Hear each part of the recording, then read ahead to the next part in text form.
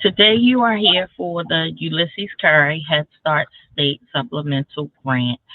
We are going to provide an overview of the grant requirements. The purpose, eligibility, and requirements. We're going to do an overview of the application, your grant application timeline, submission requirements, the grant review process and scoring rubric, as well as next steps and program support.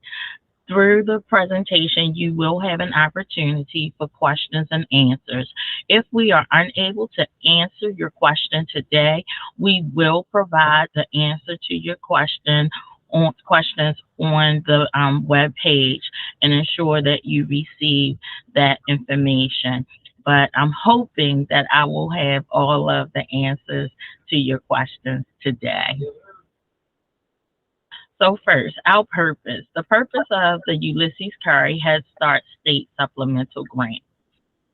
The Ulysses Currie Head Start State Supplemental Grant is administered here at the Division of Early Childhood is administered by the Division of Early Childhood at the Maryland State Department of Education. And the goal is to provide supplemental funding for existing Head Start and Early Head Start programs.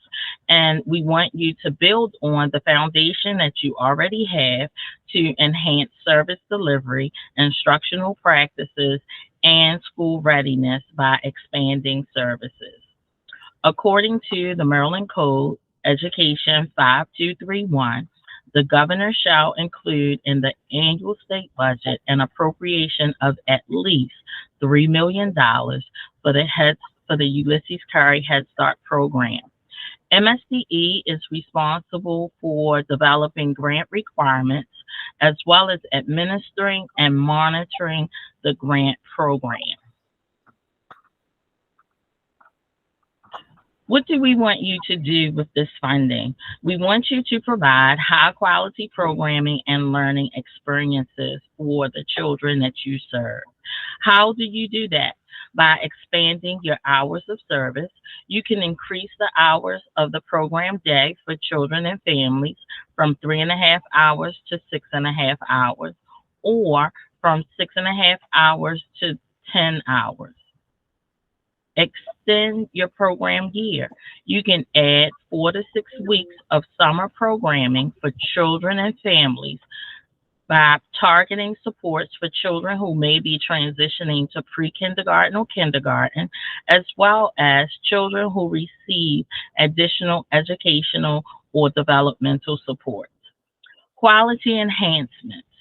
You can provide professional learning opportunities for education staff to enhance instructional practices in early literacy, math, and socio-emotional learning. You can also provide salary enhancement to retain education staff. Eligibility and requirements. Who may apply? Head Start grantees are eligible to apply. They can provide services such as extend hours of service, expand the program year, provide professional development, or salary enhancement. Early Head Start grantees can also apply. They can extend the hours of service through the day. They can increase their daily hours of service. They can provide professional development, and they can also provide salary enhancement. As you see, early Head Start programs do not have the opportunity to expand the program year because they are already a full year program. Families already receive full year services through Early Head Start, so they can expand their service hours. Program eligibility. This funding is an opportunity to help programs who are in good standing. You need to demonstrate your current federal compliance as a grantee or delegate. You also need to be participating in the Maryland Excels program. And you need to identify how state supplemental funding will enhance program quality and school readiness outcomes. So, program requirements. If you choose to expand hours of service, you're looking at providing a full day to meet the needs of children and families. For Head Start programs, that is no less than 6.5 hours and no more than 10 hours per day. Early Head Start, no less than 10 hours per day. Extend the program year. Summer programming, 4 to 6 weeks over the summer. Head Start can provide summer learning, again, targeted to support all children or specific populations of children, no less than 4 weeks and no more than 6 weeks. Quality enhancement. You can provide professional learning opportunities for education staff to enhance instructional practices in early literacy, math, and social emotional learning. These professional learning opportunities need to be up and above what you already have included in your program plan for the year. You can also provide let me go back. You can also provide salary enhancements to retain education staff. And again, Maryland excels. You program sites must be participating in Maryland excels. Maryland excels is our way of identifying the level of quality that programs provide to their families as well as to the children that they serve. And you want to make sure that your proposed programming aligns with the state system development goals. And the link to those goals are included in the grant information guide, what we call a gig here at MSDE.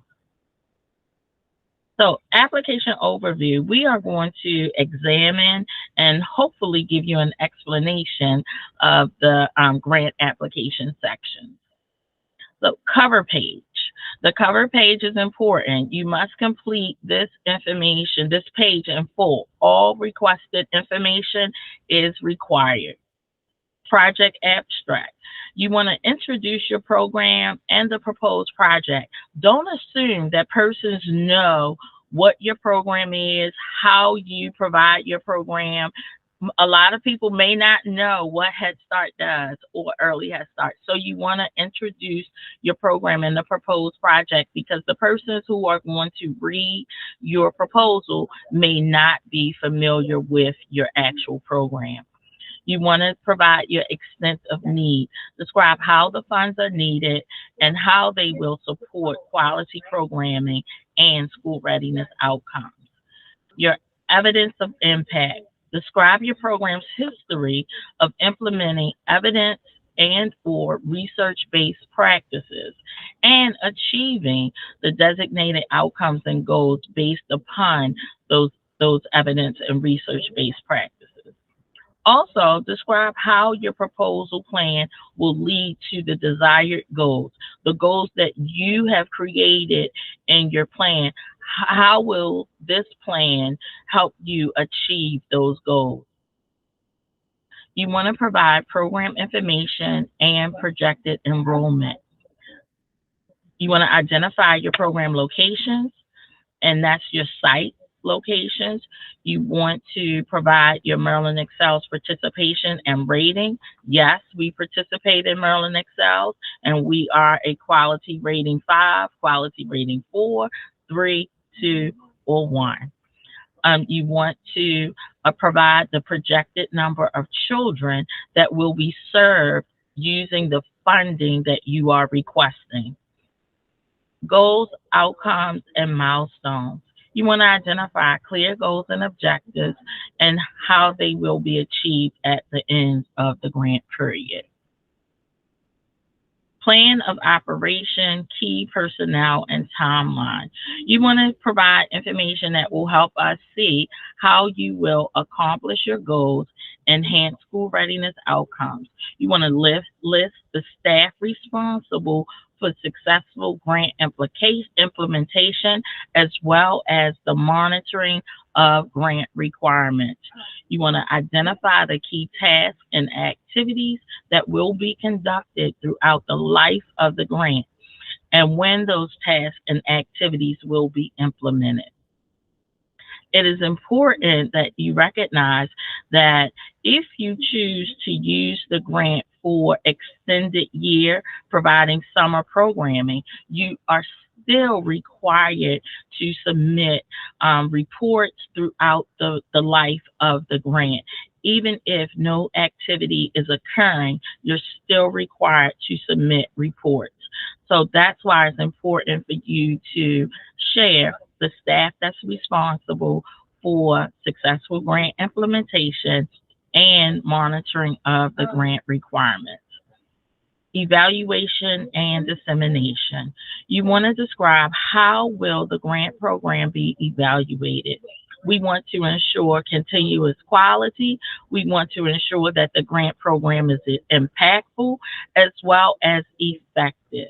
You want to provide a plan that is detailed with how data, findings, and reports are provided to pertinent stakeholders such as parents, staff, community representatives, as well as MSDE. For your budget and your budget narrative, you want to provide a detailed description of the requested funds that will be spent by the designated categories. The budget must be reasonable, allowable, and cost effective. Appendices. You want to attach all supporting documents. The appendices must be included in the proposal for the funding. Applications without the required appendices will be considered incomplete and will not be scored. The grant application timeline. The grant opened on June 20th and it closes on August 22nd. MSDE, we are holding virtual customer service support sessions, and this is an opportunity for you to get an overview of the grant program as well as to ask questions and get answers to your questions. Today's session is our last virtual customer support session. However, I am here if you need to ask a question. You can send an email, you can set up a virtual meeting, you can also call, and I will return your call. The grant application period closes on August 22nd. All applications not received by that timeline will not be reviewed. August 23rd, MSDE will begin reviewing applications for completeness as well as identifying if the application meets the minimum requirements. The review committee will begin to evaluate proposals after the review of the applications have been completed. By on or before September 19th, award notification will be provided to eligible programs, and the grant period begins July 1. I know your application is coming in after July 1, but the grant funds are available starting July 1, and the grant period ends September 30th, 2024. So let me restate that. The grant period begins July 1, 2023, and it goes until September 30th, 2024. Submission requirements. An electronic grant application form is provided on the MSDE website. Interested applicants must download the application, attach any supporting documentation as appendices, and submit the packet in its entirety in PDF format. The application must be typed and presented in an organized and professional manner. The prescribed cover sheet must be the first page of the proposal and signed by the head of the agency. Grantee assurances. The applicant must agree to comply with the terms and conditions outlined in the assurances. The assurances page must be signed and dated by the head of the agency. The grant review process and scoring rubric. The review of applications will be a two-part process. Applications will be pre-screened for submission requirements and inclusion of all required sections. Again, applicants not meeting all pre-screen requirements will not be reviewed. A review committee established by MSDE will evaluate applications using a scoring rubric. The scoring rubric was provided in the grant information guide, and it is important that you review the grant information guide in totality to ensure that you are familiar with the review process. Grant applications will be evaluated using the following criteria. They are three levels: exceeds criteria, meets criteria, or does not meet criteria.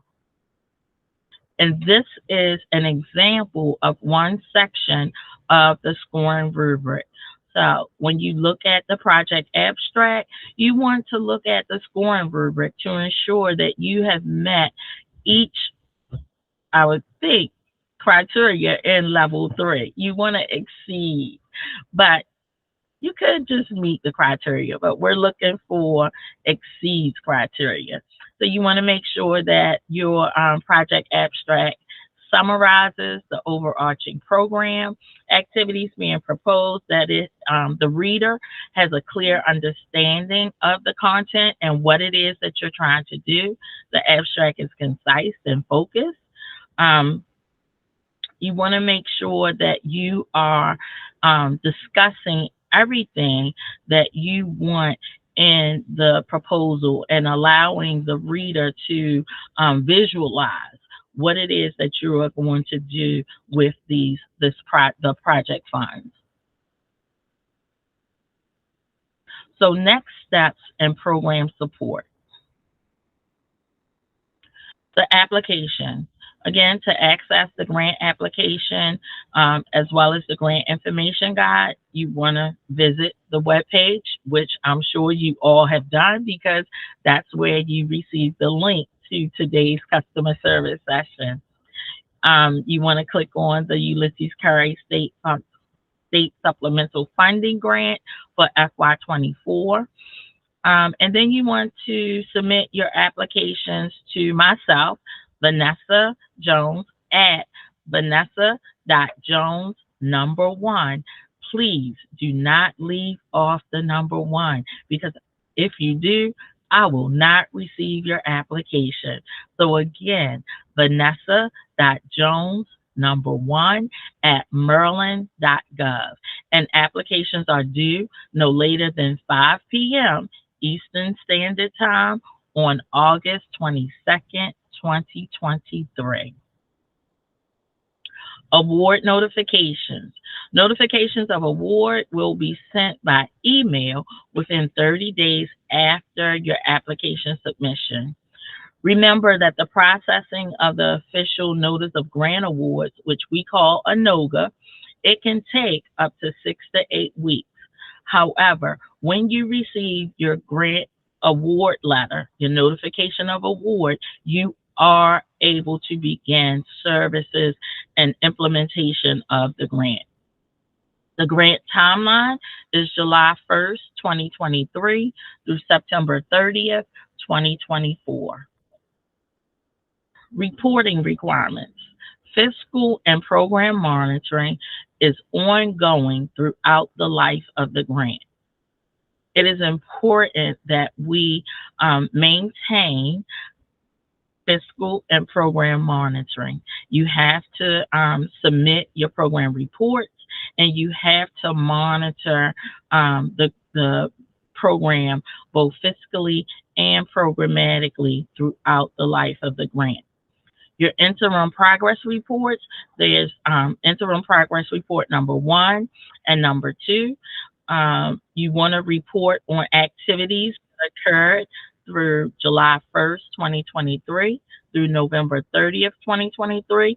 If there are no activities when you submit your interim progress report, that's what you would put on that report. No activities occurred during this time frame. Again, report number 2, December 1st, 2023 through April 30th, 2024. Again, if there's no activities, then no activities occurred. If you submit an invoice for materials, activities, or anything during that period of time, that needs to be covered in your interim progress report. If there's an invoice, that means that activities occurred and it needs to be covered in your interim progress report. And progress reports are due on the due date specified in your award letter. Your final report is due on November 30th. It's 60 days after the end of the grant period. And the final report covers the entire grant period. You also include a project evaluation during that time, and you include your final invoice. It is very important that we adhere to the reporting dates, the invoicing dates, and if you're unable to spend the funds, you need to have that communication with the program manager, the grant manager, so that we can see if an amendment, a programmatic amendment is due, or something like that. But remember, programmatic amendments must be submitted at least 45 days prior to the end of the grant cycle. Program support. MSDE will provide ongoing support throughout the life of the grant by the review of programmatic reports, invoice and supporting document submission, virtual as well as on-site monitoring visits, and requested technical assistance sessions.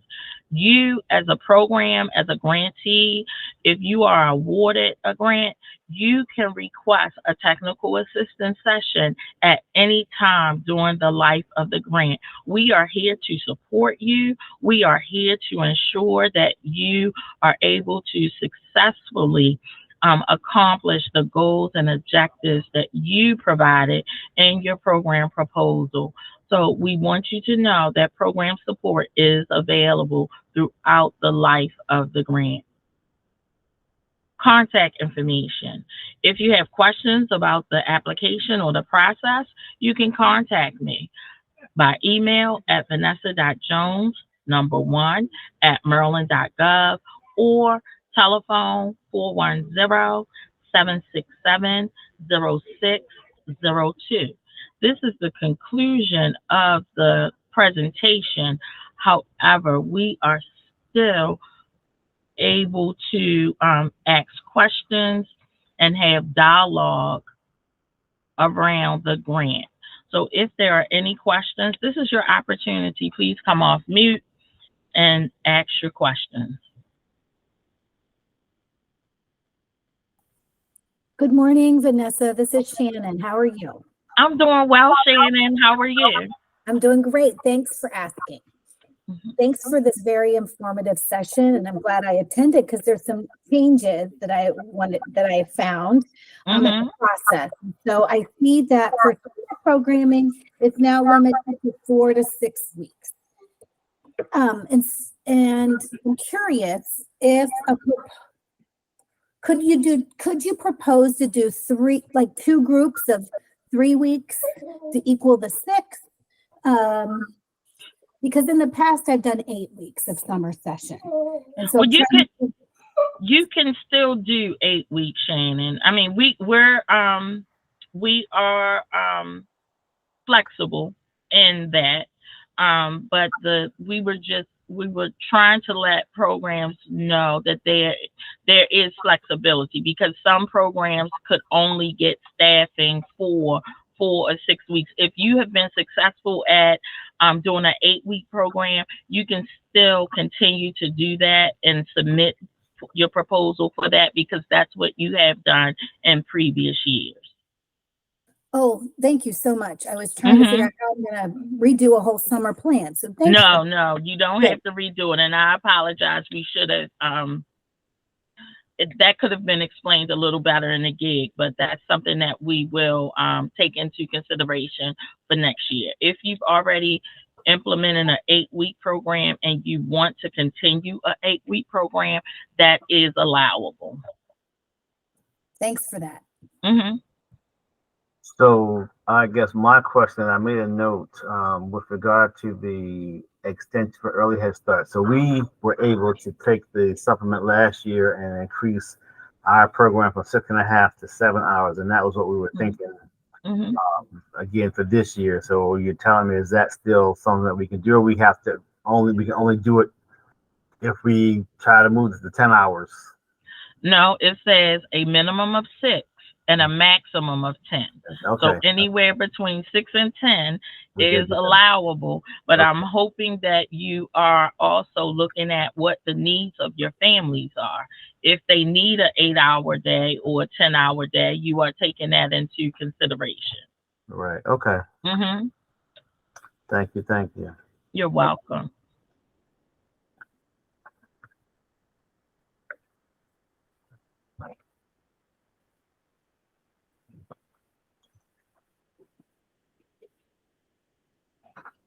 Oh, you're welcome, Caroline. I'm glad it was clear. And if you get off the call today and have questions, please don't hesitate to reach out. Well, I'll call you in a heartbeat to send you an email. I know you will, Corey. And I appreciate your calls as well as your emails. I'm here to serve. I'm here to assist you all. Good, and it does help to know that we do have resources available out there for us, and then get our questions answered, in a short turnaround. So that's good. I appreciate that too. Yeah, you're welcome. Thank you for all you do. You're working to take care of our children and families and make sure they receive what they need. So we want to ensure that we're doing the same for you. That's my goal. Well, good, because some days, look, the struggle is real. I must admit. I understand. And we talk about too sometimes, just trying to even get families engaged in some of the things we're trying to do for them. They're quick to come and get the takeaways real quick, and then after that, you don't see them anymore. I'll do it. But I'm interested in it. You set the things up for them, and it's like, okay, well, where are you? Oh, I couldn't make it. Oh, I didn't have a Right. Howard, they can share all the barriers, and maybe that's another opportunity of, looking at what are the barriers to family engagement and seeing how we can be creative and innovative with helping those families, as well as giving that information to MSDE, because there are maybe opportunities that we can help with the family engagement and seeing how we can support programs with the innovative ways to get families more engaged, and not just the same old parents volunteer for field trips or parents come into the classroom, but what other things can we do to really get families engaged in the programming. So let us know how we can support you. If we need to have a brainstorming session, I'm available. Sounds good. And even for us, as I was sharing with some colleagues before, understanding all early Head Start programs are not held by the same type of grantees. Exactly. So we're fortunate enough to be held by CAP agencies, and we have other resources that we can bundle, for lack of a better word. Right. And we do try to figure out ways to give families all that we can give them in one place. But again, sometimes just getting them to understand, the value of some of these things. Mm-hmm. I tell parents, too, we're not just trying to give your child an early head start for school, but also parents, you too, because you have to learn how to be involved and active in your child's life, advocate for your child as you move forward over the next 12 years of their academic career. So this is designed to help you too. But again, sometimes it's like, man, you just can't get them to come back, return your phone call. I understand, Corey. I understand. And and what you said just now really hit home for me, is that one of the things that I'm trying to do is to educate internally of what Head Start is, and that Head Start is not ran or managed by all the same type of organizations. That's There are correct. various community organizations, both government as well as just standalone community organizations That's who correct. receive the federal Head Start grant, because Head Start is federal to local. So we need to partner with all programs, all agencies, and ensure that we know who they are. And that's one of the things that I'm trying to educate my colleagues on, is understanding Head Start, not just as a preschool program, but looking at the organizations that receive the federal grant and the other opportunities that they provide to families as well. So, the best person to do that is Head Start. You have to share your story, share your impact. Right. We have to figure out a way to do that. How do we share the impact of Head Start and early Head Start across Maryland? Because we know that the numbers may say one thing, but we know what's going on the ground in the classrooms with the children, as well as what's going on in the family partnership landscape, how families are meeting goals that they have set for themselves. Yeah, it might be hard to get them engaged fully, but they are meeting the goals that they have set for themselves by the support that the organizations behind the Head Start program is providing. So we're gonna figure it out, Corey. It's just gonna, Vanessa, it's going to really take a concerted effort. And unfortunately, this is something that's probably gonna have to work from the top. Will provide the support, but it's gonna have to be pushed from the bottom up, because unfortunately, you sitting where you are and you saying, "I got resources for you," but you don't have access to the people to get it to them. Right. So it becomes incumbent upon us as a program to try to get these people in and connected back up to the resources. Right. Right. And like you said too, the other piece to the puzzle is that every grantee doesn't have the same wheelhouse of knowledge. Again, because and like you said, if it's a church versus a YMCA versus an LEA versus a CAT, versus some other nonprofit. So the backgrounds are different. So the knowledge of how and what and access to things is just that far different, across the state. So some things to think about. Look, I hear you. Okay, I hear you. Well, the Head Start State Collaboration Office, we are here, and we are listening, and we are partnering with all programs across the state. And that's the goal. We want to partner with all programs. Head Start, Mr. Chaudhary is committed to early childhood and looking at innovative ways to connect families, as well as to ensure that all children are receiving the opportunities that they need. So we are going to continue to push forward and do the work. All right. I know this session is scheduled until 11, so I'm going to be here until 11. And if there are any other questions, persons can ask their questions, or you can send me an email or telephone call, either or. Quick question. Your PowerPoint presentation, is that slide deck available or not? It will be available on the website, on the grants page with the application. I believe it's already up there. Christine, is Christine can let us know. She's going to put the link in the chat. I'm looking for it right now to see if Okay. it's there. We do Mhm. have previous recordings on there. I'm Right. looking for the. I'm going to put the link to the webpage in here, and then I'll dig a little deeper and see if I can Okay. get the. Okay. Yeah, I think they put it on there.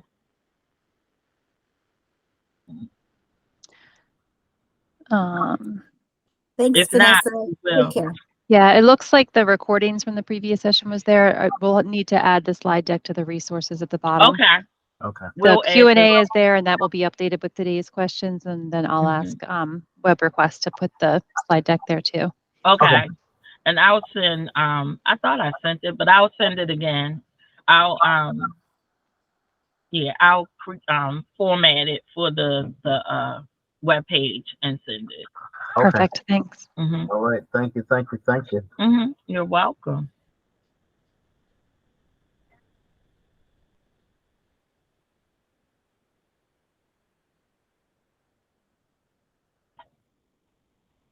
Cause look, that using your slide deck for me, I can take your slide deck and explain some things to folks a whole lot easier.